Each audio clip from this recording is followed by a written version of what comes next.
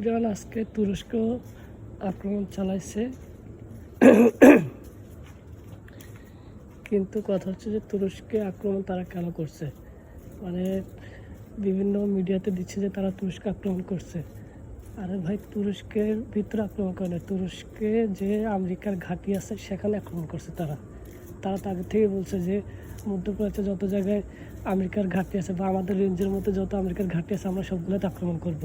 সেটা হোক তুরস্ক বা কেউ, শুধু না সাধারণ সিভিলিয়ানদের মধ্যে আর ওই দেশের এর মধ্যে আর্মির মধ্যে করবে না, তারা তো বলছে। কিন্তু ঠিক আছে যে সৌদি আরবে বা বাহরাইনে, কাতারে ওরা বিভিন্ন জায়গায় আক্রমণ করছে, কারণও আছে।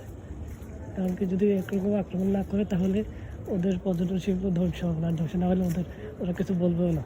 এখন এরকম আক্রমণ করছে, তখন ওরা আমেরিকাকে চাপ দিতেছে, ওরা এরকম আক্রমণ করতেছে, আমাদের শিল্প ধ্বংস হয়ে যাচ্ছে, মানুষ ভয়ে চলে যাচ্ছে, এই আর কি কথা।